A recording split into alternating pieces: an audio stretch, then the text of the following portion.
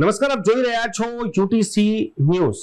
દેશભરમાં એનટીએ નો વિરોધ થઈ રહ્યો છે।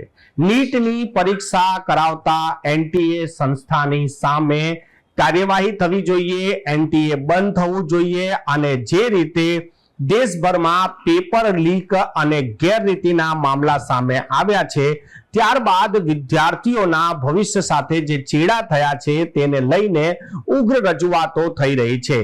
વડોદરા કોંગ્રેસ દ્વારા ડેરીડેન સર્કલ ખાતે પણ આજે દેખાવો કરવામાં આવ્યો હતો અને ડુપ્લિકેટ નોટો ઉડાવવામાં આવી હતી।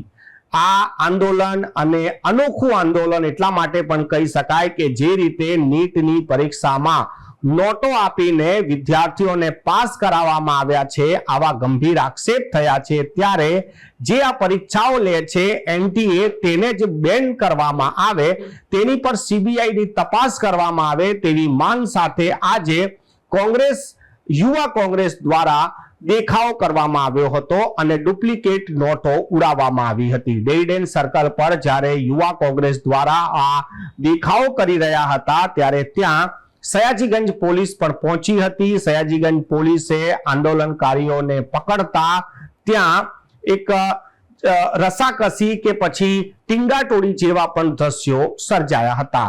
આ આંદોલનકારી જે યુવા કોંગ્રેસ છે તેમની વચ્ચે પોલીસ વચ્ચે ઘર્ષણ પણ થયું હતું। ત્યારબાદ આ યુવા નેતાઓને પોલીસે અટકાયત કરી હતી અને આંદોલનને રોક્યું હતું। દેશભરમાં આ જ પ્રકારના આંદોલન ચાલી રહ્યા છે।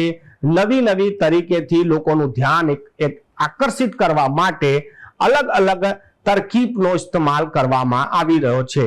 આજે કોંગ્રેસે ડુપ્લિકેટ નોટો ઉડાવતાની સાથે જ લોકોનું ધ્યાન તો કેન્દ્રિત કર્યું છે, પરંતુ સવાલ એ થાય છે કે બાળકોના ભવિષ્ય સાથે જ્યારે દેશમાં આવી રમત રમાતી હોય ત્યારે લોકો આવા મુદ્દાઓ પર સાથે કેમ નથી આવતા, કેમ એક અવાજે નથી બોલતા કે આ ખોટું થઈ રહ્યું છે।